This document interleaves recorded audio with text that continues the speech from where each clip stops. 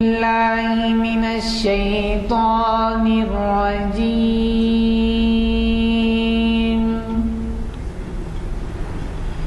بسم الله الرحمن الرحيم.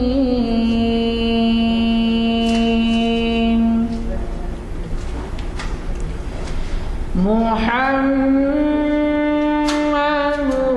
رسول الله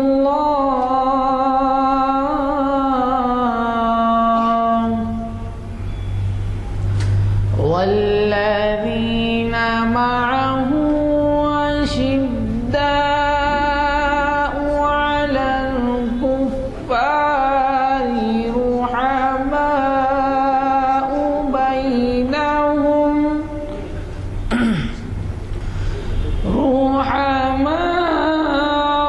بينهم تراهم ركعا سجدا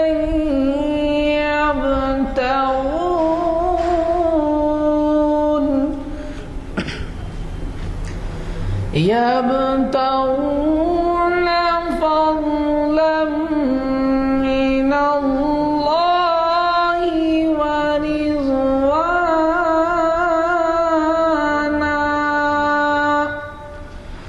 سيماهم في وجوههم من أثر السجود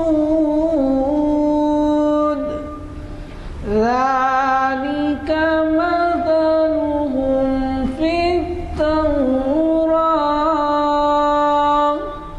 ومثلهم في الإنجيل صدق الله. السلام علیکم ورحمۃ اللہ وبرکاتہ. محفل اقبال شناسی کی 720ویں نشست میں آپ سب کا خیر مقدم ہے. جامع مسجد عالیہ کے کانفرنس ہال میں آج بتاریخ 26 جون 2013 مطابق 16 شعبان 1434 ہجری یہ محفل منعقد ہو رہی ہے، جس کا آغاز ابھی خوش الحان حافظ و قاری جناب عرفان احمد صاحب کی قرأت کلام پاک سے ہوا. آج کے مقرر جناب محمد ضیاء الدین نیئر صاحب سے آپ سب بخوبی واقف ہیں. جناب والا اقبال اکیڈمی کے کارگزار صدر ہیں اور اقبالیات پر بڑی گہری نظر رکھتے ہیں اور ہماری پچھلی کئی محافل کو مخاطب کر چکے ہیں. آج کا عنوان قرآن اور اقبال جناب کا تجویز کردہ ہے. میں گزارش کرتا ہوں کہ وہ تشریف لائیں شہ نشین پر اور اپنی تقریر کا آغاز فرمائیں.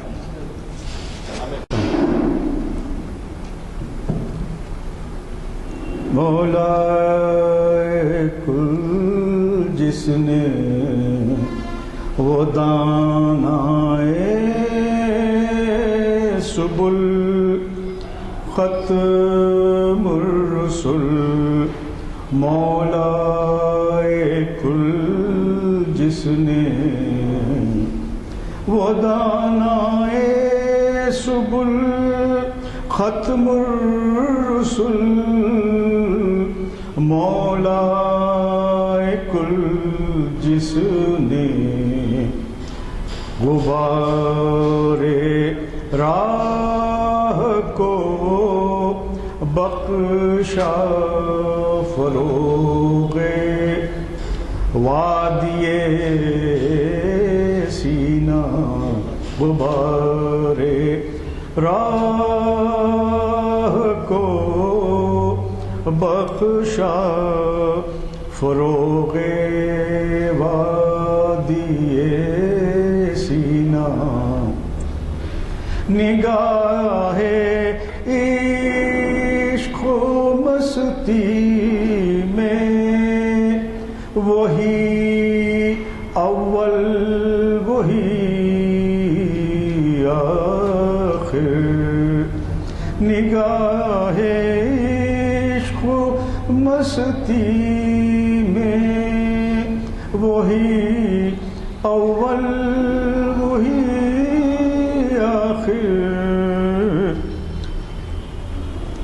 وہی فرقان وہی قرآن وہی یاسین وہی طہ وہی فرقان وہی قرآن وہی یاسین وہی طہ ودع ختم الرسل مولائے کل جس نے غبار راہ کو بخشا فروغ وادی سینہ.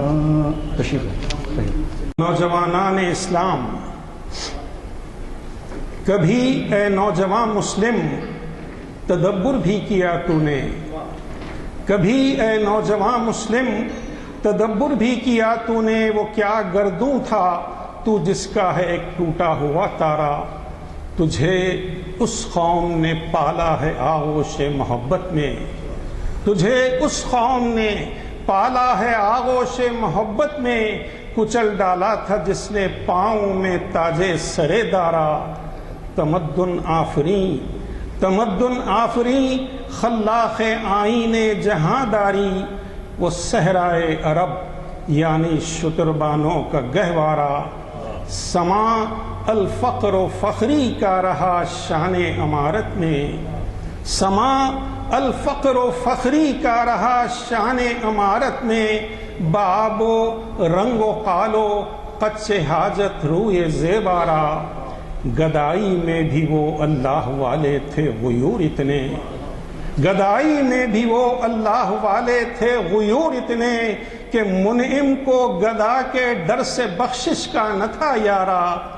غرض میں کیا کہوں تجھ سے کہ وہ صحرا نشیں کیا تھے، غرض میں کیا کہوں تجھ سے کہ وہ صحرا نشیں کیا تھے. جہاں گیرو جہاں دارو جہاں بانو جہاں آرا، اگر چاہوں تو نقشہ کھینچ کر الفاظ میں رکھ دوں، اگر چاہوں تو نقشہ کھینچ کر الفاظ میں رکھ دوں، مگر تیرے تخیل سے فزوں تر ہے وہ نظارہ. تجھے آبا سے اپنے کوئی نسبت ہو نہیں سکتی، تجھے آبا سے اپنے کوئی نسبت ہو نہیں سکتی، کہ تو گفتار وہ کردار تو ثابت و سیارہ، کہ تو گفتار وہ کردار تو ثابت و سیارہ. گنوا دی ہم نے جو اسلاف سے میراث پائی تھی، گنوا دی ہم نے جو اسلاف سے میراث پائی تھی. سریا سے زمیں پر آسمان ہم کو دے مارا، حکومت کا تو کیا رونا کہ وہ ایک عارضی شے تھی، حکومت کا تو کیا رونا کہ وہ ایک عارضی شے تھی. نہیں دنیا کے آئین مسلم سے کوئی چارہ، مگر وہ علم کی موتی کتابیں اپنے آبا کی، مگر وہ علم کی موتی کتابیں اپنے آبا کی. جو دیکھیں ان کو یورپ میں تو دل ہوتا ہے سیپارہ. غنی روزے سیاہ پیر کنارا تماشا کن، کہ نور دید اش روشن کن چشم زلیخا را. دو تین معروضات کے لیے پیش ہوں آپ کی خدمت میں. مخرج صاحب کی اجازت سے میں مخاطب کر رہا ہوں. ایک تو یہ ہے کہ ہمارے اگلے اعلامیہ چھپ کے آ گئے، اور آج کا عنوان جو ہے قرآن اور اقبال ہے، جو ظاہر ہے کہ آخری آئٹم ہے آج کا. تو اگلے جن کو اعلامیہ نہ ملے ہوں ایک سے زائد لیتے جائیں، تاکہ آپ خود بھی ہمارے سفیر بن جائیں، لوگوں کو دعوت دیں اس میں شرکت کی. دوسری بات یہ ہے کہ ہماری یہ محفلیں ماہ رمضان میں نہیں ہوتی، تو شاید اگلا بلیٹن یا اس کے بعد کا آخری رہے. اگلا چہارشنبہ جو آئے گا تو پھر اس کے بعد کے چہارشنبے کو محفل ہوگی یا نہیں ہوگی میں نہیں بتا سکتا. البتہ اگلے چہارشنبے کو جو محفل ہے اس میں آپ کے جانے پہچانے مقرر جناب مستر مجاز صاحب مخاطب کر رہے ہیں اور وہ ارمغان حجاز تجزیاتی مطالعے کے عنوان سے جو محفل اقبال شناسی کی 721ویں نشست ہے. چونکہ آج کا اعلامیہ تقسیم ہو چکا ہے میں اس کی تفصیلات میں نہیں جاؤں گا اگلے ہفتے کا، لیکن آج کے عنوان کے تعلق سے یہ عرض کروں گا کہ ماہ رمضان کے پیش نظر ہمارے اس پروگرام کی بڑی اہمیت ہے، کیونکہ ایسے بہت سے حضرات ہیں جو قرآن مجید کی تلاوت کرتے ہیں، لیکن بعض حضرات ایسے ہیں جو ماہ رمضان جب آتا ہے تو متوجہ ہوتے ہیں اور قرآن شریف کی تلاوت کی طرف رجوع ہوتے ہیں، بامانہ پڑھتے ہیں اور زیادہ تر وقت تلاوت میں گزارتے ہیں. تو اس وجہ سے آج کے عنوان کی بڑی اہمیت ہے. قرآن اور اقبال یہ آپ کے جانے پہچانے مقرر ہیں ضیاء الدین نیت صاحب جو اقبال اکیڈمی کے کارگزار صدر بھی ہیں، اور اس سے پہلے آپ نے ان کو کئی مرتبہ ہر محفل میں سنا ہے. آپ نے تاریخ اسلام میں بھی سنا ہے، آپ نے شریعت میں بھی سنا ہے، اور یہ بہرحال یہ محفلوں کو گرماتے رہتے ہیں. مجھے قوی توقع ہے کہ آپ ان کے خطاب سے پوری طرح سے مستفید ہیں. اور ایک بات جس کا ذکر میں ضروری سمجھتا ہوں، ہمارے درمیان حیدرآباد کی ایک ایسی شخصیت ہے جو آج سے کئی سال پہلے امریکہ چلے گئے تھے، ان کی فیملی پوری منتقل ہو گئی تھی.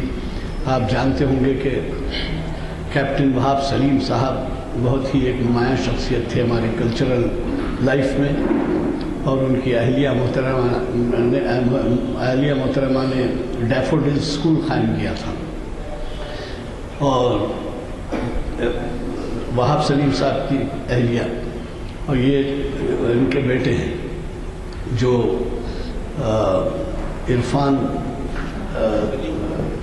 سلیم سید امریکہ میں بعد میں لاتے ہیں، سید عرفان سلیم ہیں. تو یہ مجھے آج پارلیامہ میں انہوں نے مجھ سے چھیڑ کر ملاقات کی کہ حلیہ اتنا بدل گیا ہے کہ میں نہیں پہچان سکا ہوں. اور ان کے بچپن میں ہم نے دیکھا تھا یا نوجوانی میں، اب اس کے بعد جو ہے شاید ان کی شادی میں ہم نے شرکت کی، وہ بھی یاد نہیں ہے، لیکن وہ مجھے وہاں اٹک کر اپنا تعارف کروایا تو بڑی مسرت ہوئی. اور اس کے بعد میں نے ہمارے محافل کا ذکر کیا تو فوراً انہوں نے جواب دیا کہ امریکہ میں چارمینار کریکشنز کے نام سے ویب سائٹ ہے اور اس پر جو ہے تذکرے ہوتے ہیں یہاں کے ایکٹیویٹیز کے. تو جو لوگ قدیم حیدرآباد سے یہاں سے چلے گئے ہیں اور بس گئے ہیں وہ اس کے ممبر بھی ہیں اور پرچہ بھی نکالتے ہیں شاید کوئی میگزین کے طور پہ. تو بہرحال وہ آج ہمارے درمیان ہیں، ہم ان کا استقبال کرتے ہیں. اگر وہ مخاطب بھی کرنا چاہیں تو ہمارے لیے خوش قسمتی کی بات ہوگی، لیکن اب زیادہ وقت ہو رہا ہے، ہم کو بہت ہی اہم عنوان سے سننا ہے. میں ہمارے آج کے مقرر جناب ضیاء الدین نیت صاحب کو دعوت خطاب دیتا ہوں اور آپ سے گزارش کرتا ہوں کہ انجمن کے پرچے بسم اللہ الرحمن الرحیم نحمدہ و نصلی علی رسولہ الکریم اما بعد. محترم غلام ازنانی صاحب سینئر ایڈوکیٹ، محترم ڈاکٹر شمشاد حسین صاحب، افتخار صاحب، جناب رؤوف صاحب، معین الدین حسینی صاحب، بزرگوں اور دوستوں، السلام علیکم ورحمۃ اللہ وبرکاتہ.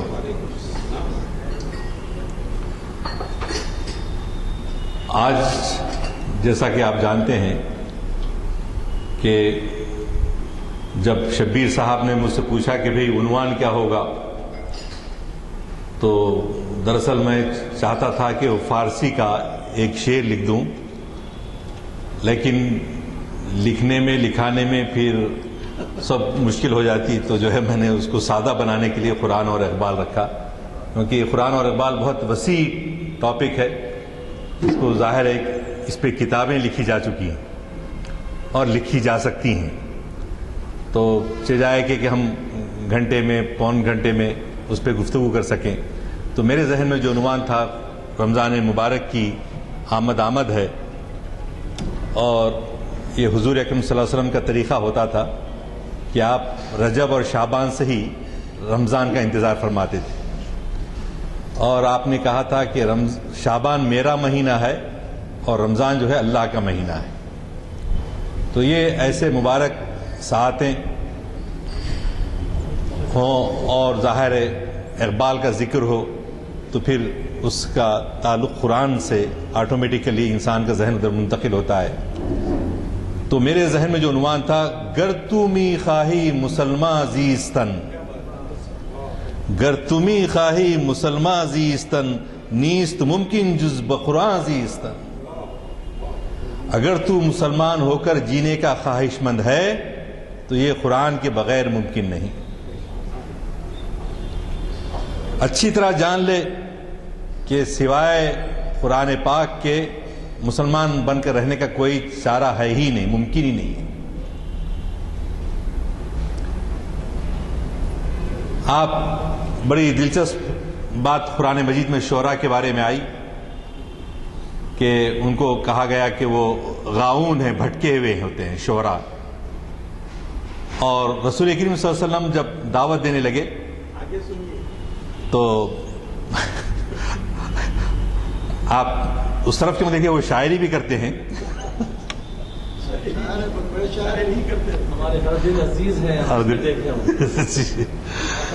تو قرآن میں رسول کریم صلی اللہ علیہ وسلم فرماتے تھے مکے میں کہ جب آپ کلام سناتے تو مکے کے لوگ جو ہے آپ پر پھپتیاں کستے تھے۔ کوئی کہتا تھا آپ جادوگر ہیں، کوئی کہتا ساحر ہیں، کوئی کہتا شاعر ہیں۔ تو قرآن میں اس کی تردید آئی کہ آپ شاعر نہیں ہیں، آپ ساحر نہیں ہیں، جی آپ جادوگر نہیں ہیں، بلکہ آپ بہت ہی سنجیدہ کلام آپ کو سناتے ہیں۔ قرآن میں الفاظ، ادب، اس کے لحاظ سے وہ شعراء اس کے لیے کوشش کرتے ہیں۔ جیسا کہ اس زمانے میں ایک رواج تھا کہ لوگ کوشش کرتے تھے کہ اشعار کہنے کی۔ شاعری، عربوں کا ذوق اس زمانے کا جانتے ہیں آپ لوگ، شراب اور شاعری، اور ہزار ہزار اشعار ایک ایک عنوان سے کہہ جاتے۔ تو ایک شاعر نے بہت کوشش کی کہ بھائی کوشش کئی سال گزر گئے، وہ کہنا چاہتا تھا کہ میں ایک ایسا شعر کہوں جو قلوب مستویٰ کے فن پر صادق آتا ہے۔ قلوب مستویٰ کس کو کہتے ہیں؟ اردو میں ایک آسان مثال کے طور پہ پسندیدہ لفظ ہے داماد۔ الٹا پڑے جی آپ، پھر دامادی ہو گیا۔ یہ پسندیدہ نہیں ہے، نادان۔ الٹا پڑھ دیجئے، نادانی ہو گیا۔ تو یہ تو لفظ ہوا، لیکن شعر ایسا کہے کہ وہ اس کو الٹا پڑھنے پر وہی ترتیب باقی رہے، اس کو کہتے ہیں عربی میں قلوب مستویٰ کا فن۔ مستویٰ، حل یستوی الذین، قلوب مستویٰ۔ تو بڑی کوششوں کے بعد وہ کوشش کرتا تھا، نہیں آتا تھا، لیکن رسول کریم صلی اللہ علیہ وسلم ایک مرتبہ حرم پاک میں نماز پڑھ رہے ہیں، بآواز بلند پڑھ رہے ہیں، سورہ مدثر کی آیتیں پڑھ رہے ہیں، اور اس میں جب آپ آئے کہ وَرَبَّكَ فَكَبِّرْ، تیسری آیت وَرَبَّكَ فَكَبِّرْ، اب اس کی آپ ترتیب الٹی کیجئے، وَرَبَّكَ فَكَبِّرْ ہی ہوتا۔ تو وہ شاعر جو چھپ کے سن رہا تھا اور یہ سمجھتا تھا کہ میں سمجھدار ہوں، مکے کے لوگ تو مجھے منع کرتے ہیں رسول اللہ صلی اللہ علیہ وسلم سے ملنے سے، لیکن میں تو عقل رکھتا ہوں، شاعر ہوں، آخر یہ کیا پڑھتے ہیں، سوچو تو صحیح۔ وہ سن رہا تھا، سنتے ساتھ ہی اس نے کہا یہ ایک انسان کا کلام نہیں، ما ھذا کلام البشر، یہ انسان کا کلام نہیں ہو سکتا، یہ واقعی اللہ کی طرف سے وحی ہے، کسبی نہیں۔ اور وہ مشرف اسلام ہو گیا۔ تو عربوں کی شاعری ایسی ہی ہوتی تھی، لیکن جب قرآن پاک میں یہ آیا وَالشُّعَرَاءُ يَتَّبِعُهُمُ الْغَاوُونَ أَلَمْ تَرَ أَنَّهُمْ فِي كُلِّ وَادٍ يَهِيمُونَ وَأَنَّهُمْ يَقُولُونَ مَا لَا يَفْعَلُونَ إِلَّا الَّذِينَ آمَنُوا وَعَمِلُوا الصَّالِحَاتِ وَذَكَرُوا اللَّهَ كَثِيرًا وَانتَصَرُوا مِن بَعْدِ مَا ظُلِمُوا۔ تو اس کا ترجمہ یہ ہے، رہے شعراء تو ان کے پیچھے بہکے ہوئے لوگ چلا کرتے ہیں. یہ جنرل اسٹیٹمنٹ ہے. کیا تم دیکھتے نہیں ہو کہ وہ ہر وادی میں بھٹکتے ہیں اور ایسی باتیں کہتے ہیں جو کرتے نہیں ہیں, بجز ان لوگوں کے جو ایمان لائے اور جنہوں نے نیک عمل کیے اور اللہ کو کثرت سے یاد کیا, اور جب ان پر ظلم کیا گیا تو صرف بدلہ لے لیا. تو قرآن چونکہ پوری انسانیت کے لیے آیا ہے, تو اگر صرف شعراء کی مذمت کر کے چھوڑ دا تو وہ اس کے مزاج کے خلاف بات ہوتی کہ توازن ہوتا ہے اس میں. تو اس میں یہ بتایا گیا ہاں ان لوگوں کے علاوہ جو اہل ایمان ہیں, ایمان رکھتے ہیں. اور جیسے حضرت عمر فاروق رضی اللہ تعالیٰ عنہ کہا کرتے تھے بچوں سے, لوگوں سے اپنے بچوں کو اچھے اشعار یاد دلاؤ, کیونکہ اس سے لوگوں کی ہمت بڑھائی جا سکتی ہے. حضرت عبداللہ ابن عباس, حسان بن ثابت رضی اللہ تعالیٰ عنہ بہت اچھے شاعر تھے. تو ایک دلچسپ واقعہ سمجھنے کے آنے کے لیے, ایک پرانے زمانے میں چھوٹے چھوٹے بادشاہ ہوتے تھے, چھوٹے چھوٹے رانیاں, رانا, یہ سب راجہ مہاراجے ہوتے تھے.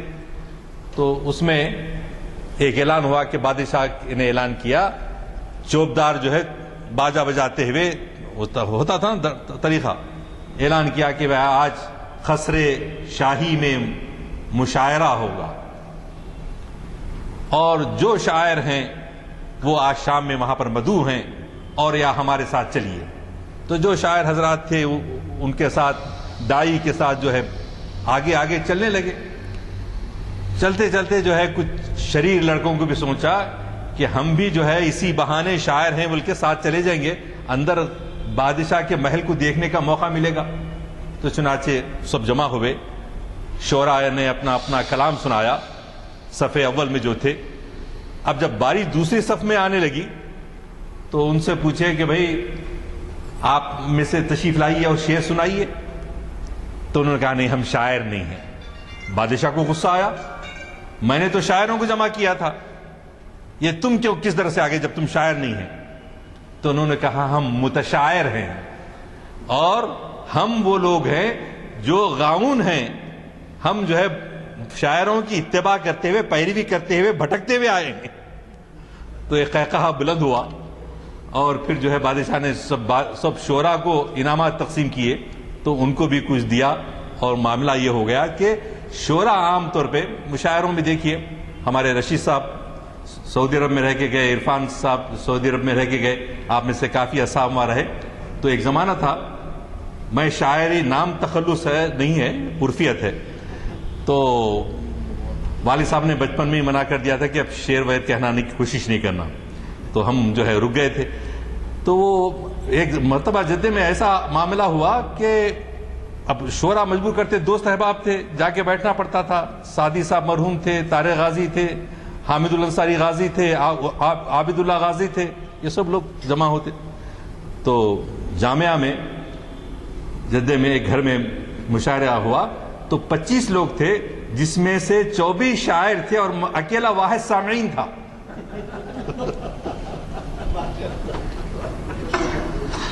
وہ بھی نہیں ہے.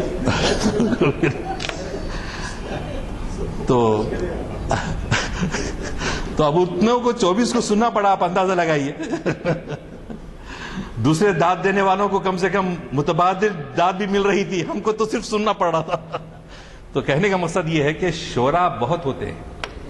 آج کل شعراء کی کتابیں آپ دیکھیے, میں شعراء کی مذمت نہیں کر رہا ہوں, ادب میں جو اچھا شاعر ہیں, جو سماج کی اصلاح کرنا چاہتے ہیں, جی خیر کے اس میں پیام, خیر کا پیام دیتے ہیں, وہ یقیناً اچھے شعراء ہیں.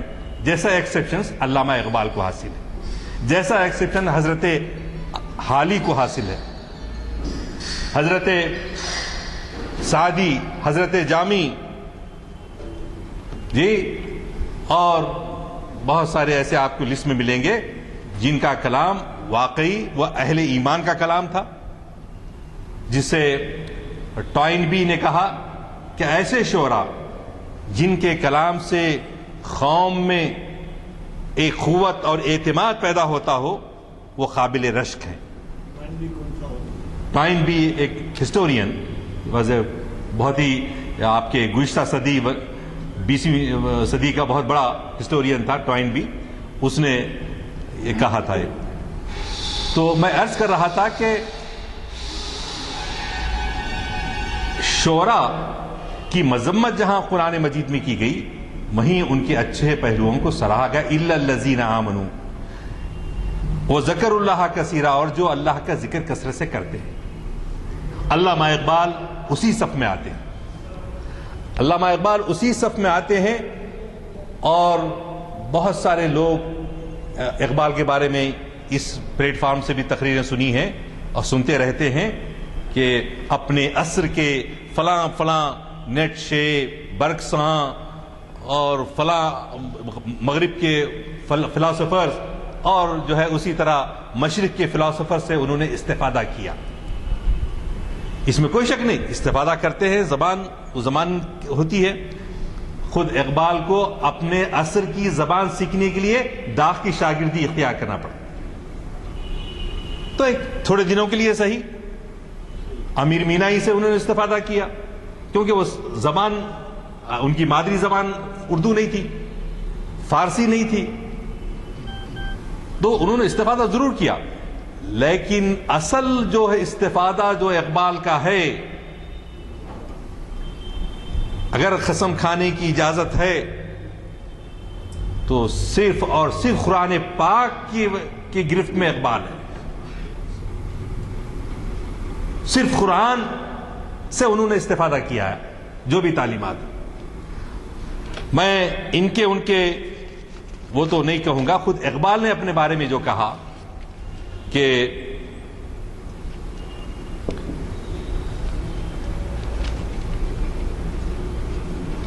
اگر میں نے قرآن پاک سے ہٹ کر کوئی بات کہی ہے تو اللہ تعالی یوم حشر کو رسول اللہ صلی اللہ علیہ وسلم سے ان کو کتنی محبت تھی سب جانتے ہیں. ابھی ہمارے رؤوف صاحب نے اشعار پڑھے، وہ دانائے سبل ختم الرسل مولائے کل، جس نے غبار راہ کو بخشا فروغ وادی سینہ، نگاہ عشق و مستی میں وہی اول وہی آخر، وہی قرآن وہی فرقان وہی یاسین وہی طٰہٰ. تو وہ اقبال اپنے لیے کیا کہہ رہے ہیں؟ اگر میں نے قرآن سے ہٹ کر کوئی بات کہی ہے تو روز محشر خدا تعالیٰ مجھے رسول اللہ صلی اللہ علیہ وسلم کی قدم بوسی سے محروم کر دے.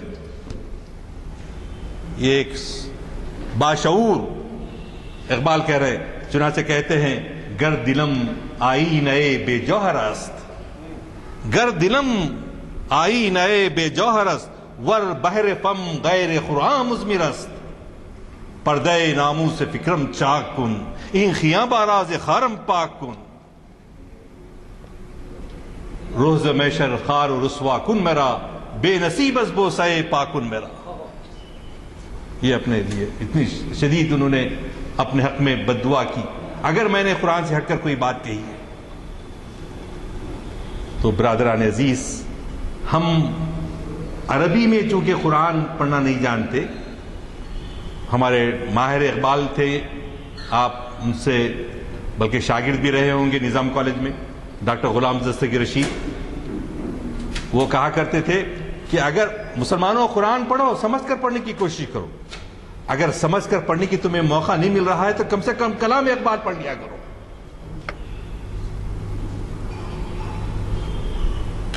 مولانا امین احسن اصلاحی تدبر قرآن کے مفسر، تدبر قرآن 3 جلدوں میں ہے.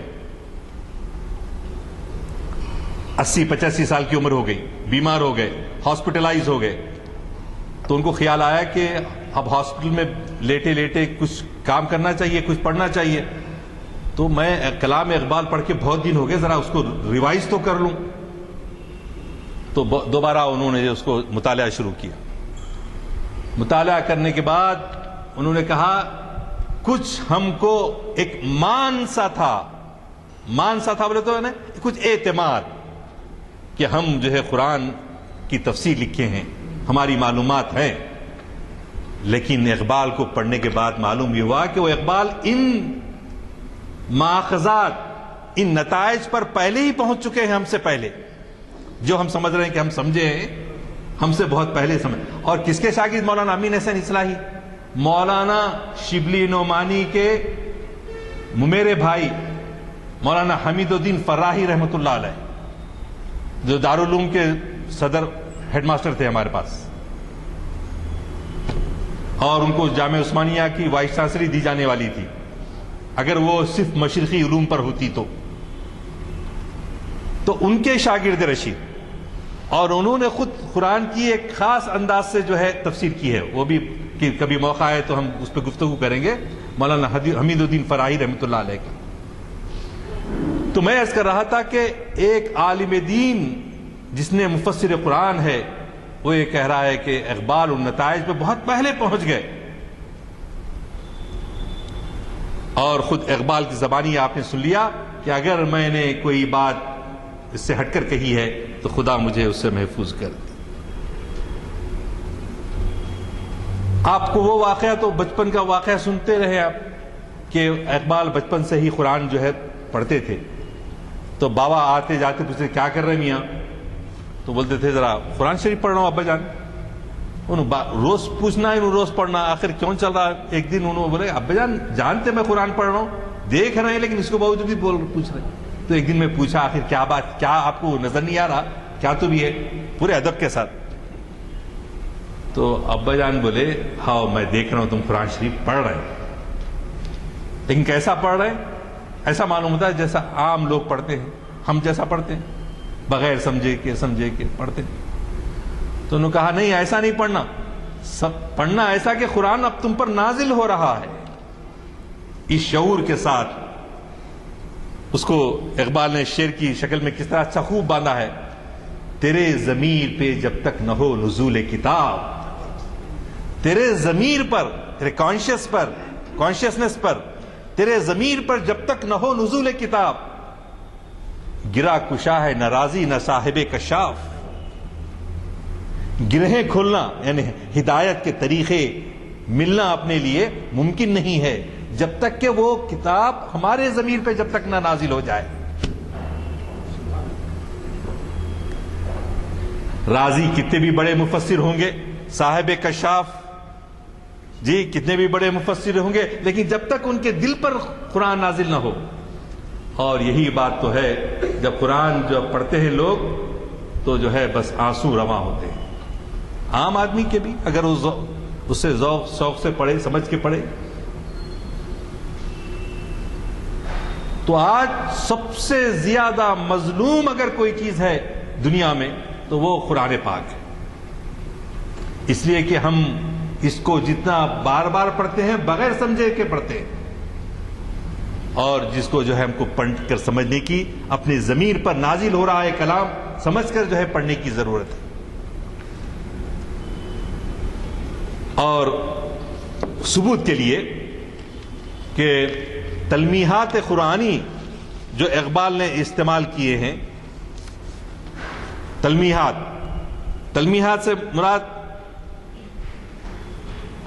قرآن پاک کے واقعات کو، اسلامی تاریخ کے واقعات کو ایک لفظ اپنے شعر میں کہیں نہ کہیں استعمال کرنا، جس سے معلوم ہوتا پورا واقعے کو ریفرنس دے رہے ہیں، ریفرنس ٹو دا کانٹیکسٹ آپ کو معلوم ہوتا. ایسے شاعری میں ایسے الفاظ کو استعمال کرنا تلمیحات کہلاتا ہے. تو ایسے تلمیحات قرآنی کے میں کچھ آپ کے سامنے رکھنا چاہوں گا، وقت کی کمی کے لحاظ سے تھوڑے سے.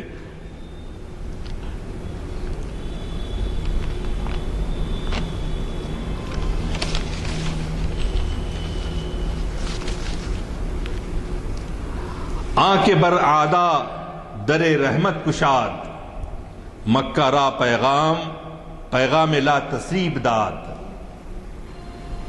اقبال کے پیغام کا ماخذ کیا ہے؟ قرآن پاک ہے. اور اس میں لا تسریب کا لفظ آیا ہے اس شعر کے اندر فارسی کے. لا تسریب اصل میں حضرت یوسف علیہ السلام نے اپنے بھائیوں کو جب معاف کر دیا درگزر کر دیا ان کے جرم کو، تو اس وقت کہا کہ آج کسی سے کوئی پوچھ نہیں ہے، وہ سب آزاد ہیں، کوئی انتقام ان سے نہیں لیا جائے گا، لا تثریب علیکم اليوم۔ اور اسی طرح رسول کریم صلی اللہ علیہ وسلم نے جب مکہ فتح ہوا، ابو سفیان ہمیشہ لشکر لے کر آتے رہے، بدر میں، احد میں،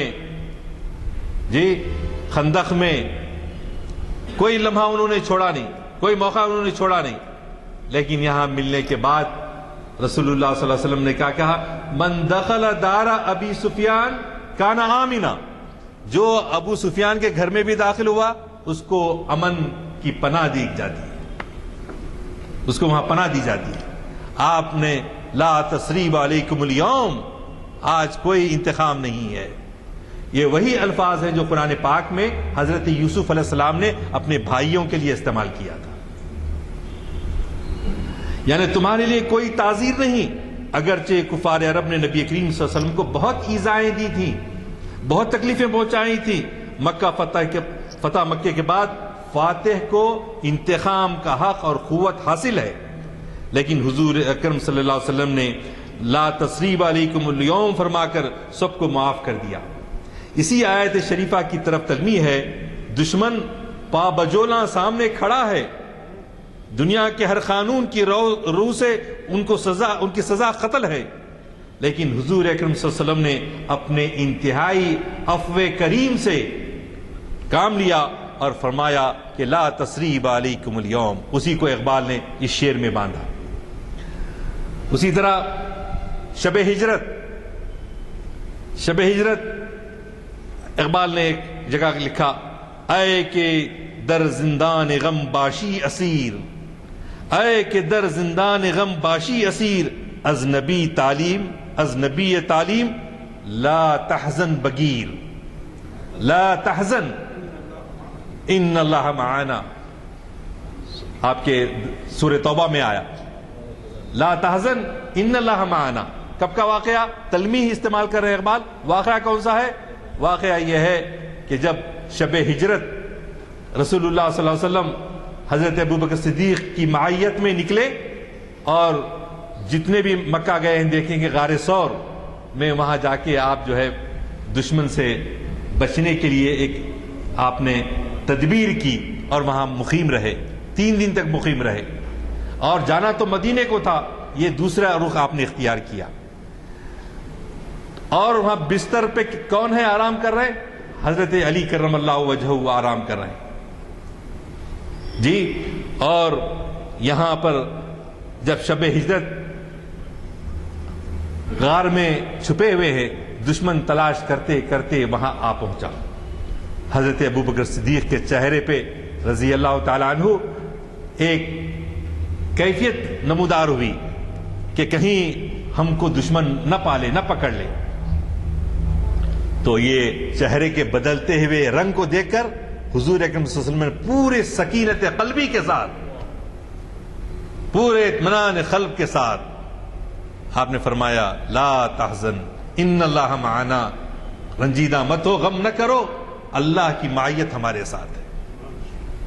یہ یقین کی دولت ہم سارے مسلمانوں کو جو قرآن سے رجوع ہوتے ہیں، اللہ تعالیٰ ایسے یقین سے ہم کو سرفراز کرے، اس یقین کے ساتھ کہ اللہ، تم جب 2 ہوتے ہو تو تیسرا اللہ تمہارے ساتھ ہوتا ہے، تم جب 4 ہوتے ہو تو 5واں اللہ تمہارے ساتھ ہوتا ہے۔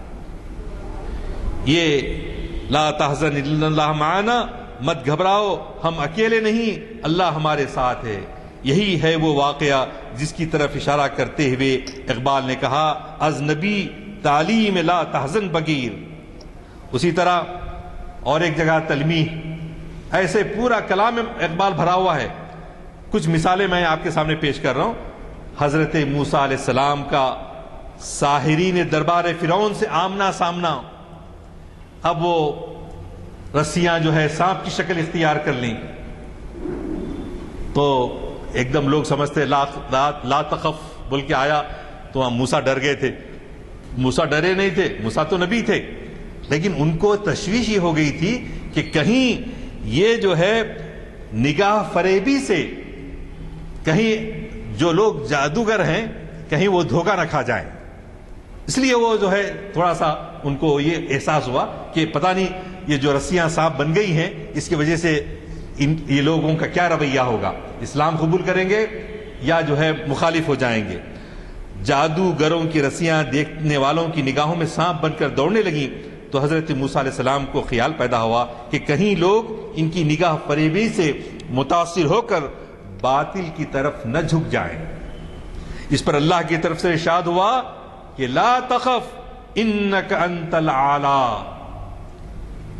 اے موسیٰ مت گھبراؤ یقیناً تم ہی غالب رہو گے. اقبال مرد مومن کے متعلق فرماتے ہیں چون کلیمے سوئے فرعون رود, چون کلیمے سوئے فرعون رود, قلب او از لا تخف محکم شود.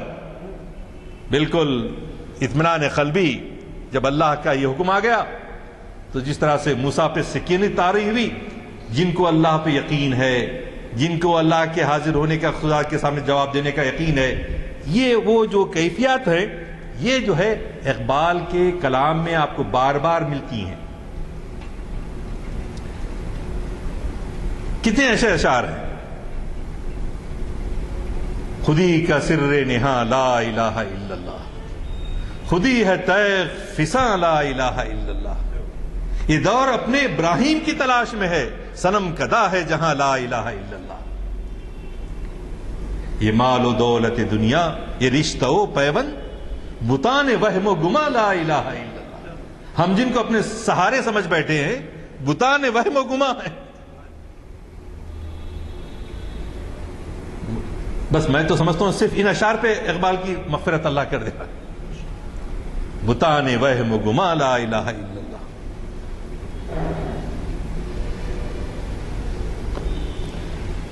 حضرت ابراہیم علیہ السلام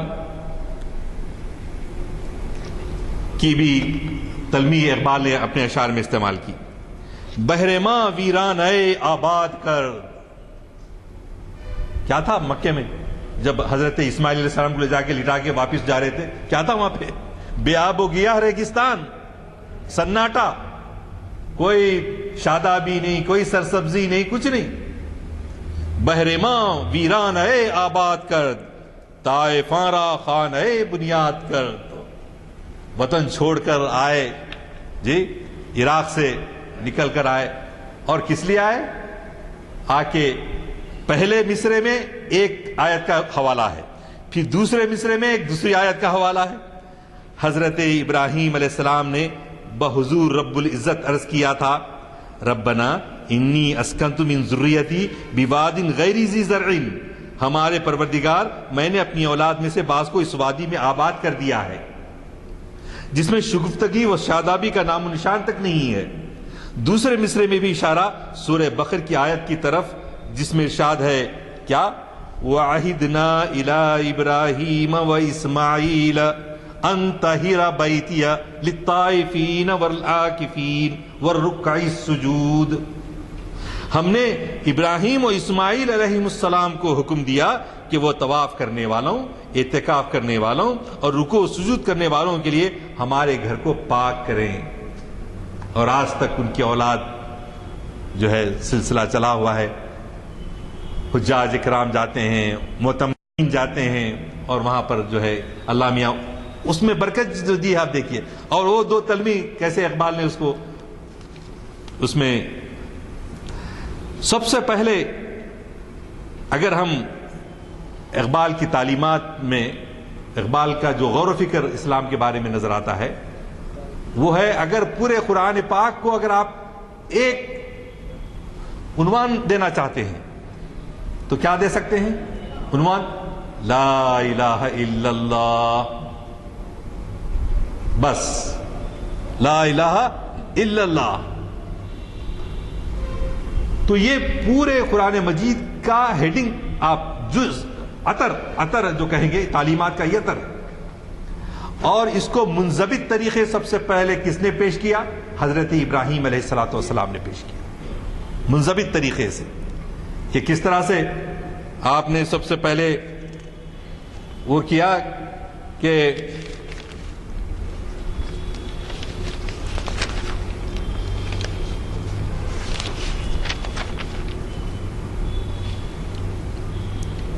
قرآن کی تعلیم، دنیا میں اس تعلیم کو سب سے پہلے ایک منضبط شکل میں پیش کرنے والے حضرت ابراہیم خلیل اللہ تھے۔ ان کی حیات مقدسہ کا یہ اہم واقعہ سب کو معلوم ہے، کیا کہ کس طرح انہوں نے اپنی قوم کے صنم کدے میں بتوں کو پہلے توڑا۔ واقعہ پڑھ چکے ہیں آپ، چھوٹے کو سب کو قتل کر دیا، بڑے کے گلے میں جو ہے وہ کلہاڑی لٹکا دی، لٹکا کے جب پوچھے تو بولے آپ پوچھو، بڑے صاحب بیٹھے ہوئے ہیں، ذرا ان سے پوچھو کون ان کو توڑا، کون مسمار کون کیا، ان بتوں کو، چھوٹے چھوٹے بتوں کو کون توڑا۔ تو اتنی لاجواب ہو گئے وہ کہ کس طرح سے ایک بت جو ہے چھوٹے بتوں کو توڑ سکتا ہے۔ تو پہلے کیا کیا انہوں نے، صنم خانے کو بتوں سے صاف کر دیا۔ تو اس لیے پہلے ہمیں کیا تعلیم دی جاتی ہے؟ لا الہ۔ پہلے جتنے ہمارے ذہنوں میں صنم خانے بیٹھے ہوئے ہیں، ہم صنم خانے بولتے ساتھ ہی سمجھتے ہیں وہ دیول، ٹیمپل، مندر میں بھائی سے بھگوان، وہ پتھر میں وہ لنگ اور پلا پتہ کیا، کیونکہ ہم برادران وطن کو دیکھ رہے ہیں تو ہم کو ہمارا ذہن وہی جاتا، وہ ہے ایک اپنی جگہ پہ، لیکن اس کے علاوہ اور بھی بت ہیں جس کو ہم کو سمجھنے کی ضرورت ہے، جو مسلمانوں میں غیر شعوری طور پر جو ہے بیٹھے ہوئے، اس کو اس دماغ کی لوح سے اس لا الہ کو ہٹانا ہے۔ ہم سمجھتے ہیں ہمارا رویہ کیسے بدل جاتا اگر ابھی یہاں پر کوئی ایک بڑے بہت دولت مند آدمی آ گئے تو سب اٹھ کے کھڑے ہو جائیں گے، ارے کیا آگے انہوں دولت مند ہے تو کیوں؟ ہمارے پاس معیار کیا ہو گیا؟ دولت ایک معیار ہو گیا۔ ایک بہت قابل آدمی ہے، نوبل پرائز لیے سمجھے آپ، انہوں آگے، ارے سب جا کے میں نے کیا، کیوں کہ ہم بولتے ہیں کہ نوبل پرائز ملا، اس کی عزت کرو۔ تو ڈگریوں کی بنیاد پر، پیسے کی بنیاد پر، وجاہت کی بنیاد پر، یا جو ہے کوئی کشتی کلر کے پہلوان ہوگا اس کی بنیاد پر، یا بعض چند دشمن باہر کھڑے ہوئے ہیں، ذرا مارنے والے ہیں، آپ باہر نکلو، ہم ڈر کے بیٹھ جاتے، کام مارتا کی کیا ہے گی، کیوں کہ ہم کو اپنے آپ پر پورا اعتماد نہیں ہے۔ میں بولا چلو بھائی نعیم الدین صاحب ہیں، معین الدین صاحب ہیں، عرفان ہے، بلکہ میرے ساتھ رہے تو کیا ہے، میں ہمت سے جو ہے بھائی اور دو چار لوگ میرے ساتھ ہیں، مقابلہ کر سکتے ہیں۔ تو گویا یہ بہت سارے چھوٹے چھوٹے ذہنی جو بت ہیں، ہم نماز پڑھ رہے ہیں لیکن ہمارے نماز میں اللہ میاں کے سوا ساری چیزیں موجود ہیں، حالانکہ ہم کو کہا جا رہا ہے کہ تم نماز ایسی پڑھو کہ تم خدا کو دیکھ رہے ہو، اگر یہ نہیں ہو سکا تو کم سے کم یہ سمجھو کہ خدا تمہیں دیکھ رہا ہے۔ اور خدا کدھر ہے کہ ہمارے ذہن کے بت جو ہے، اب وہ گھر کو جانا ہے، وہ دعوت کو نکلنا ہے، اور پھر پتہ نہیں وہ وہاں پر کون کون لوگ آئیں گے، کون کون لوگ نہیں ملیں گے، جی، یا میچ کرکٹ کا جو ہے ختم ہو جائے گا، ٹی وی پہ دیکھنا ہے، سب پورا دماغ جو ہے ہمارا مختلف چیزوں میں، چیمپئن ٹرافی میں کیا ہوا، فلاں ہوا۔ تو آل دس نانسنس، دنیا میں اتنا انوالومنٹ ہو گیا ہمارا کہ وہ اللہ میاں ہماری زندگی میں موجود نہیں ہے۔ اور اقبال بار بار اسی پہ زور دیتے ہیں، کیا صنم کدا ہے جہاں مرد حق ہے قلیل، صنم کدا ہے جہاں مرد حق ہے قلیل، یہ نکتہ وہ ہے جو پوشیدہ لا الہ میں ہے، یہ نکتہ وہ ہے جو پوشیدہ لا الہ میں ہے۔ اور اللہ تعالیٰ کیا فرماتا ہے، ہم اس میں آیت الکرسی میں پڑھتے نا، فَمَن يَكْفُرْ بِالطَّاغُوتِ وَيُؤْمِن بِاللَّهِ فَقَدِ اسْتَمْسَكَ بِالْعُرْوَةِ الْوُثْقَىٰ لَا انفِصَامَ لَهَا وَاللَّهُ سَمِيعٌ عَلِيمٌ۔ جو شخص ہر سرکش قوت کا انکار کر کے، سرکش قوت کا انکار کر کے، اس کو سمجھیے، سرکش باغی، طاغوت کا ترجمہ، سرکش اور باغی طاقتوں کا انکار کر کے فقط ایک اللہ پر ایمان رکھتے ہو، اس نے ایسے مضبوط سرشتے کو باندھ لیا ہے اور جو کبھی ٹوٹ نہیں سکتا۔ جب آپ اللہ کے ہو گئے اور اللہ آپ کا ہو گیا تو پھر کسی قسم کا کوئی ڈر نہیں۔ کوئی ڈر نہیں رہتا، اس لیے کہ وہ اپنے نفس کو، اپنے خواہشات کو کا غلام نہیں ہوتا، وہ اپنے نفس اور خواہشات کی عبادت نہیں کرتا، معبود نہیں ہوتا۔ صنم کدا ہے جہاں مرد حق ہے قلیل، صنم کدا ہے جہاں مرد حق ہے قلیل، یہ نقطہ وہ ہے جو پوشیدہ لا الہ میں ہے۔ ایک جگہ اللہ تعالیٰ ارشاد فرماتے ہیں قرآن پاک میں، اب ہمارے ذہنوں میں کون سے لات و منات، عزا و حبل نئے نئے انداز سے، اس زمانے کے الگ الگ بت ہیں جی، ہر زمانے کے، اس زمانے کا فرعون تھا، آج اوباما ہے، آج پیوٹن ہے، دنیا بھر کے جو بھی جتنے بھی ظالم ہیں سب ان کی جانشین ہیں۔ اب ہمارے عرب ممالک اتنے ہیں، ہم کتنے کنٹریز ہیں؟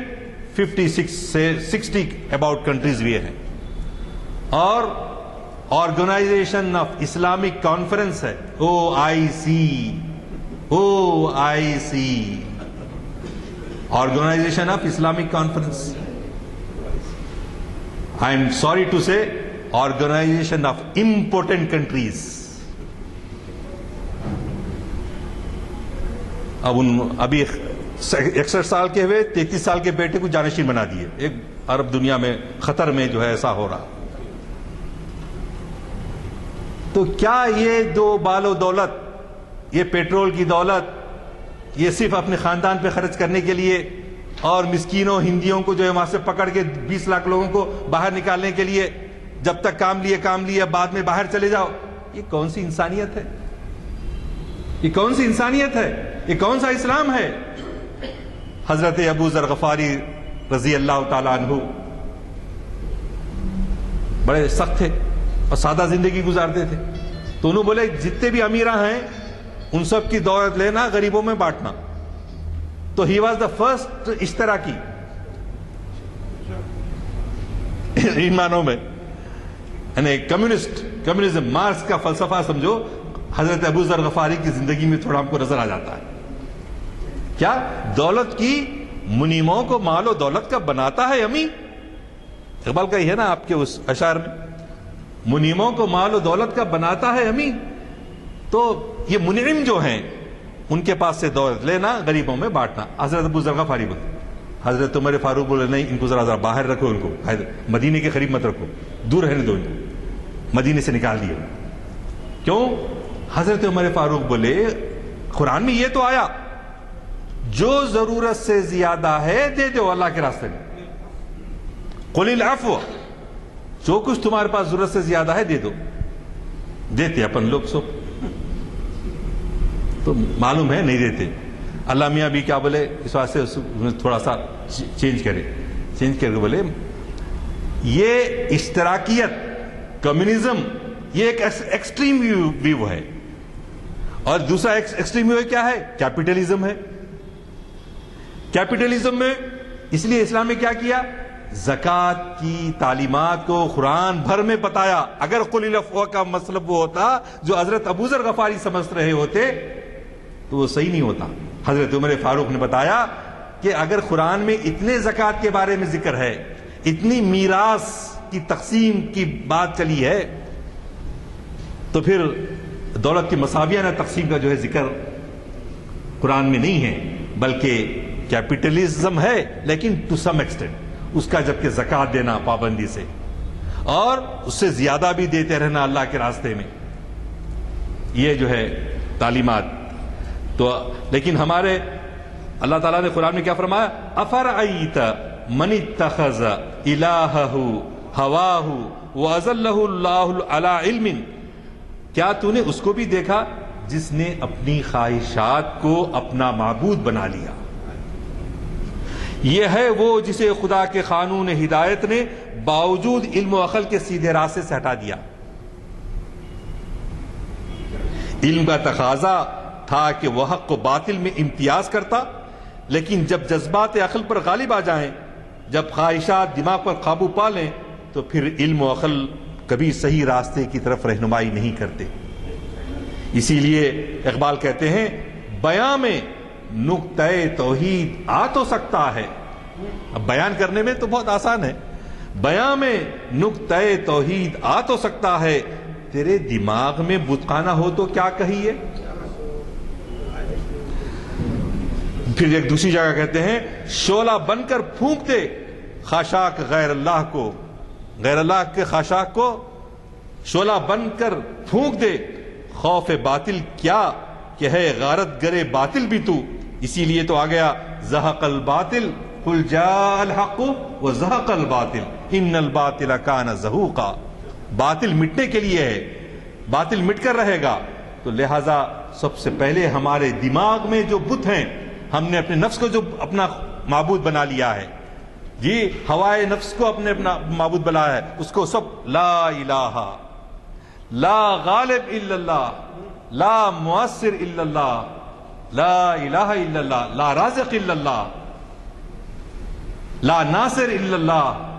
اسماء الہی جتنے ہیں ان سب سے جو صفات ہیں وہ صفات اپنے اندر اس کی تجلی کو اپنے دل کے اندر محسوس کرنا. اس سے اللہ میاں کے اسماء صفاتی سے تعلق رکھ کے پھر ذات سے تعلق ہوتا ہے، اللہ کی ذات سے تعلق ہوتا ہے. پہلے اسماء سے صفات سے اپنا تعلق جوڑنا، مضبوط کرنا، اس کے بعد ذات سے کرنا. اسی لیے قرآن کی میں بہت سی ایسی آیات آئی ہیں. تو اب اگر اس دنیا میں حق کو فروغ دینا ہے، حق کا بول بالا کرنا ہے، تو یہاں جتنے بیٹھے ہوئے ہیں پہلے سب سے پہلے کیا کرنا پڑے گا؟ اپنی انفرادی خودی کو، جو اقبال کے پاس ہے، وہ انفرادی خودی کو سیخل کرنا پڑے گا. خودی کا سر نہاں لا الہ الا اللہ، سر نہاں خاموشی سے. یعنی جب اقبال کا وہ شعر بھی مجھے بہت پسند ہے کہ کیا خودی کی جلوتوں میں مصطفائی، خودی کی خلوتوں میں کبریائی، خودی کی خلوتوں میں کبریائی. اللہ سے لو لگائیے تنہائیوں میں،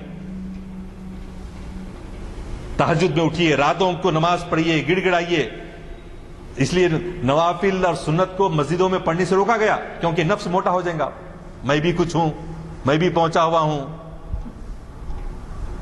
نہیں، دکھاوے کی بات ریاکاری شرک ہے. کیوں؟ وہ ہوا ہے، ہوائے نفسانی ہے. تو لہذا اس کی جو ہے ہم کو سب سے پہلے کیا، خودی کا سر نہاں مضبوط کرنا، اللہ سے اپنا تعلق انفرادی طور پر مضبوط کرنا. اور جب ایک ایک اینٹ اپنی جو ہے اچھی ہو جائے گی، جبکہ پھر عمارت دیوار بنائی جائے گی تو وہ دیوار بھی مضبوط ہوگی، کیونکہ اس کی اینٹیں آگ کی تپش میں، عشق کی تپش میں، اللہ سے ربط میں اتنی سیخل اور مضبوط ہو گئی ہیں کہ ان اینٹوں سے بننے والی دیوار کو کوئی دھکا نہیں مار سکتا. اور ایسے جب مومن بن جائیں گے، ایسے مسلمان بن جائیں گے، تو پھر کیا ہوگا؟ پھر مطالبہ آتا ہے، ہو صداقت کے لیے جس دل میں مرنے کی تڑپ، ہو صداقت کے لیے جس دل میں مرنے کی تڑپ، پہلے اپنے پیکر خاکی میں جان پیدا کرے، پہلے اپنے پیکر خاکی میں جان پیدا کرے. پھونک ڈالے یہ زمین و آسمان مستعار، اور خاکستر سے آپ اپنا جہاں پیدا کریں. اس کی مثال ایک کتنا اچھا اقبال نے اس مصرے کو باندھا ہے. شاعرانہ طور پہ تو ہم عام طور پہ کیا ہوتا، شعر کا وزن، بحر، اس میں جو ہے کھو جاتے ہم لوگ زیادہ ہوتا. لیکن ذرا میننگ کے ساتھ تھوڑا سا سمجھ کے پڑھے تو اس کے اندر کیا ہے. اللہ میاں یہود و نصارہ کے ساتھ اکثر گفتگو ہوتی ہے رسول اللہ صلی اللہ علیہ وسلم کی، تو آپ کیا کہتے؟ بہت تم لوگ بڑے بڑے باتیں کر رہے ہیں جی، اللہ کے پیغمبر تم موسیٰ علیہ السلام کو ماننے والے بول رہے ہیں، حضرت عیسیٰ علیہ السلام کو ماننے والے بول رہے ہیں. سورہ جمعہ میں آیا، کیا آیا؟ ارے کر کے بتاؤ نا، حقیقت ہے تو فَتَمَنَّوُا الْمَوْتَ إِن كُنتُمْ صَادِقِينَ. فتمنوا، بس تمنا تو کرو، موت کی تمنا تو کرو، اگر تم سچے ہو، اگر تم صادق ہو، اگر تم اپنے دعوے میں مضبوط ہو، تمہارا دین صحیح سمجھتے ہو. فتمنوا الموت ان کنتم صادقین، بس تمنا تو کرو اگر تم سچے ہو، موت کی تمنا تو کرو. ہو صداقت کے لیے جس دل میں مرنے کی تڑپ. اب اس میں اس شعر کو پڑھیے آپ، کیسا مزہ آتا ہے. فتمنوا الموت ان کنتم صادقین، ہو صداقت کے لیے جس دل میں مرنے کی تڑپ، پہلے اپنے پیکر خاکی میں جان پیدا کرے۔ تو جان کب آتی ہے؟ اللہ میاں سے ربط اپنا مضبوط کرنے سے آتی ہے۔ اللہ سے ربط مضبوط کرنا، رسول اللہ سے اور اللہ سے شدید محبت ہونا۔ والذین آمنوا اشد حبا للہ، ایمان والے لوگ کیا ہوتے ہیں؟ اللہ سے اور اس کے رسول سے شدید محبت رکھتے ہیں۔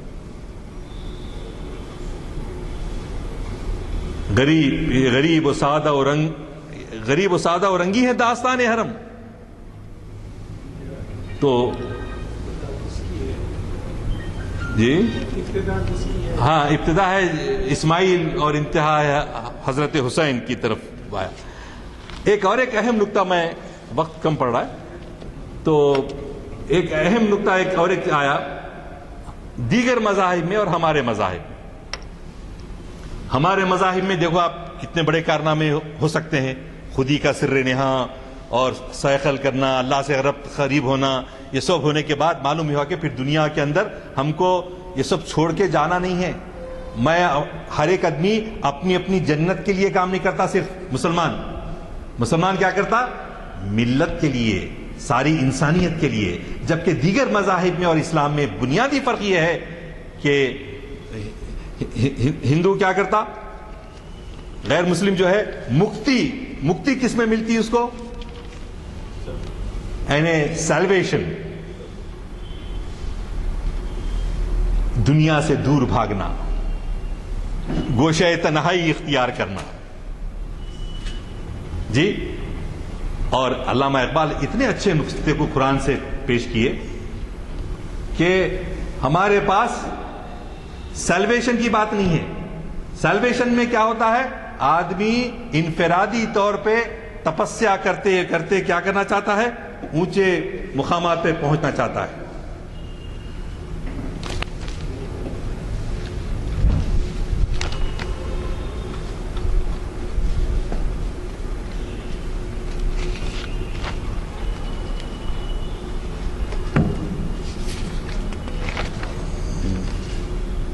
کیا کرتا ہے؟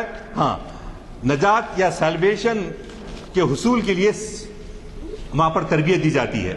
انسان دنیا کے دھندوں سے الگ ہو کر ایشور کی بھکتی میں مگن ہو جاتا ہے۔ ان مذاہب میں خدا کا مقرب وہی سمجھا جاتا ہے جو اس کے بندوں سے دور ہوتا چلا جاتا ہے، تنہائی اختیار کرتا چلا جاتا ہے۔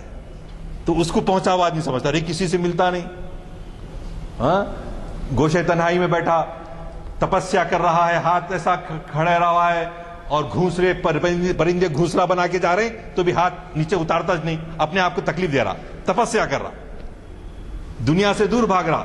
تو ٹو گیٹ سیلویشن، مکتی کے لیے ایشور کی بھکتی میں مگن ہو جاتا ہے۔ لیکن ایک ہندوؤں میں کیا ہے؟ ایک گرہست آشرم اور دوسرا ہے سنیاس آشرم۔ ایک انسان کی دو مختلف زندگیوں کے نام ہیں جو کبھی یکجا نہیں ہوتے۔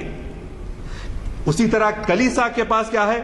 کلیسا کا جو راہب ہے، پریسٹہوڈ ہے، بیوی بچوں سے دور بھاگتا ہے، شادی نہیں کر رہا مگر دنیا بھر کے قصے آتے رہتے، کیا کیا ہو گیا، کیا کیا نہیں ہوا، سب آتے رہتا۔ تو کیوں کہ غیر فطری مذاہب ہونے کی وجہ سے۔ ہمارا مذہب نہیں ہے اسلام، ہمارا دین ہے اسلام، ان کا مذہب ہے، مذہب بنا لیے کہ جو ہے دنیا بھر کی چیزیں کرتی۔ تو کلیسا کا راہب بیوی بچوں سے دور بھاگتا ہے کیونکہ اسے ان میں شیطان کی روح نظر آتی ہے۔ چرچ اور اسٹیٹ کو الگ الگ کرتا ہے، جبکہ اسلام میں چرچ اور اسٹیٹ الگ الگ نہیں ہے۔ اس کے برعکس اسلام دنیا کو ایک اور ہی سبق دیتا ہے، وہ کہتا ہے کہ دین انسان کی عملی زندگی کے ہر شعبے کو محیط ہے۔ اسلام کے نزدیک دین کا منشا محض ایک انسان کی انفرادی نجات نہیں ہے، بلکہ اس کا مقصد یہ ہے کہ خدا کی اس وسیع و عریض زمین پر جسے انسانی چیرہ دستیوں نے اور ہوس پرستیوں نے جہنم بنا رکھا ہے، خدا کی بادشاہت قائم کی جائے، خدا کا قانون نافذ کیا جائے، تو پھر سب انسان کو جو ہے برابر حق ملے گا۔ اس کی مثال چوتھے خطبے میں اقبال نے دی ہے کیا حضرت عبد القدوس گنگوئی رحمۃ اللہ علیہ بہت بڑے بزرگ گزرے ہیں پنجاب کے، انہوں نے کہا معراج میں اگر میں اوپر چلے جاتا سدرۃ المنتہا کے پاس، واپس میں نہ آتا، کیونکہ میں جنت دیکھ لیا، دوزخ دیکھ لیا، اور جنت وہاں مل جا رہی تو پھر بھی دنیا میں کیوں آتا؟ لیکن یہ رسول پاک صلی اللہ علیہ وسلم کی ذات مبارک تھی کہ جو دنیا میں دوبارہ اس لیے آئے کہ دوسرے سارے انسانوں کو نجات دلائے اور ان کو جنتی بنائے۔ یہ ہے دیگر مذاہب کا فرق اور اسلام کا فرق۔ تو صرف انفرادی سیلویشن نہیں ہے۔ تو عزیزان گرامی، چونکہ وقت ہو رہا ہے، نماز شاید غریب ہے، تو میں آپ کے سامنے اس پہلو سے جب ہم دیگر مذاہب کا مطالعہ کرتے ہیں، اور آپ نے دیکھا کہ ان کے اور اسلام میں کتنا بڑا فرق ہے، لیکن ویری انفارچونیٹلی مسلمانوں کے اندر بھی روحانیت آ گئی۔ اقبال اسی پہ بہت بار بار زور دیتے ہیں، روحانیت اختیار کر لی ہم نے۔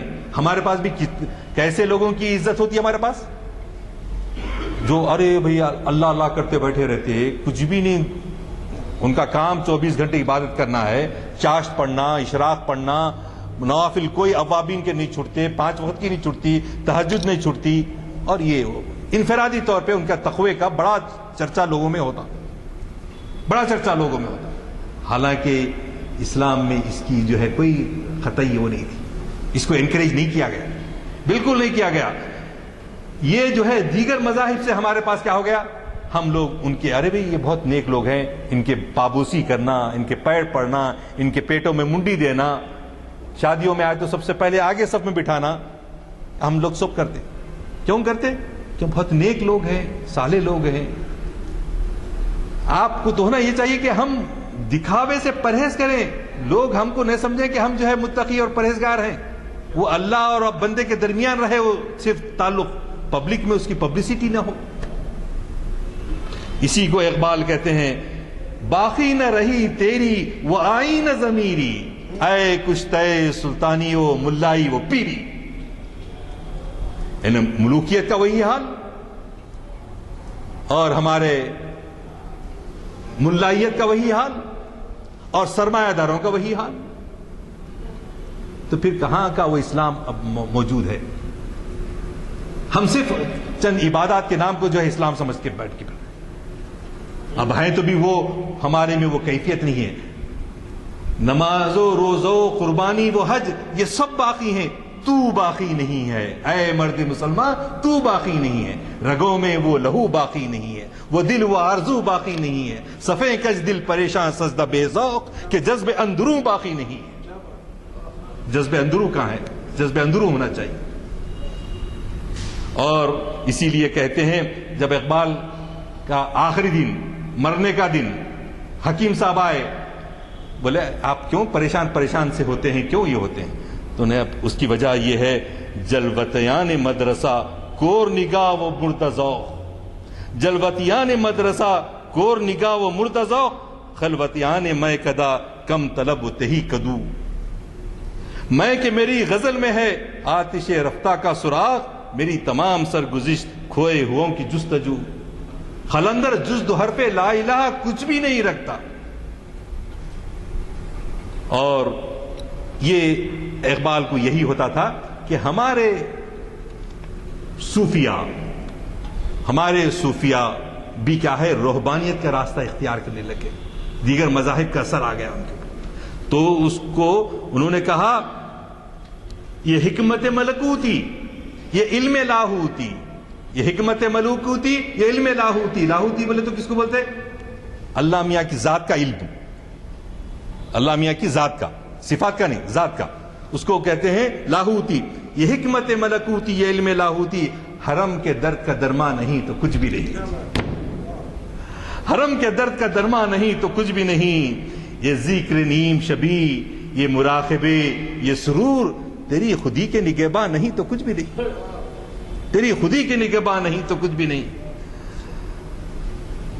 اللہ میاں، تو میں وقت کی تنگی کی وجہ سے میں سمجھتا ہوں 25% جو میں پریپئر ہو کے آیا تھا رہ گیا، پھر انشاءاللہ کبھی آئیں گے۔ تو اب آخر میں اقبال کی جو وہ نظم ہے ابلیس کا مجلس شورا، اس میں کہتا ہے کہ یہ اشتراکیت سے ڈر رہا تھا ہوں، ابلیس اشتراکیت آ جائیں گی، دنیا میں انصاف ہو جائے گا، مال و دولت کی مساوی تقسیم ہو جائیں گی، تو اس سے ڈر محسوس کر رہا تھا۔ تو استاد بولا شہزاتین کا کہ ان سے مت ڈرو، ڈرو ان لوگوں سے جو صبح سردی کے موسم میں بھی اٹھ کے سرد پانی سے ٹھنڈے پانی سے وضو کرتے ہیں، ان لوگوں سے ڈرو۔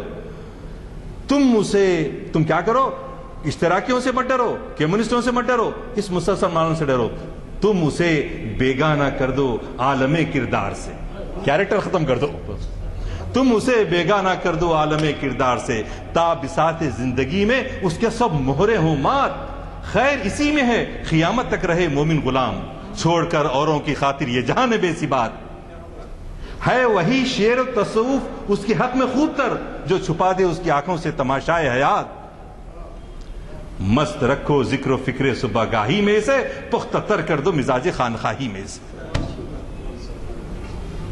اچھی دعوتیں ہوتی ہیں، کیوں چھوڑنا چاہیے؟ عزت ملتی ہے، لوگ پیر پڑتے ہیں، تو ہم کو پھر یہ سب جو ہے کرنے کی ضرورت کیا ہے؟ اقبال کا بھی ذکر آیا تو اقبال اعوذ باللہ من الشیطان الرجیم، ہم کو میں تنقید کرنا نہیں، صرف اپنا جائزہ لینا ہے۔ ہر نفس ڈرتا ہوں اس امت کی بیداری سے میں، ہے حقیقت جس کے دین کی احتساب کائنات، ہم کو احتساب کرتے رہنا ہے، اس لیے ایسے عنوانات دیے جاتے ہیں۔ رمضان شریف آ رہے ہیں، آپ سے صرف میری ایک گزارش ہے کہ روزانہ جہاں آپ ایک ایک پارہ پڑھتے ہیں، 10 دن میں ایک قرآن سنتے ہیں اور 3 دن میں ایک قرآن ختم کرتے ہیں، جیسا ہے آپ ضرور کیجئے، لیکن سمجھ کر بھی قرآن پاک کو تیرے زمین پہ جب تک نہ ہو نزول کتاب، گرا کشا ہے راضی نہ صاحب کشاف، اس لحاظ سے قرآن کو سمجھ کر پڑھنے کی کوشش کیجئے، جو تفسیر آپ کو پسند آتی ہے اس کو اختیار کیجئے، گھر میں ایک ماحول بنائیے تاکہ ہمارے بیوی بچے بھی اس ماحول کے عادی ہو جائیں، اور یہ کم از کم یہ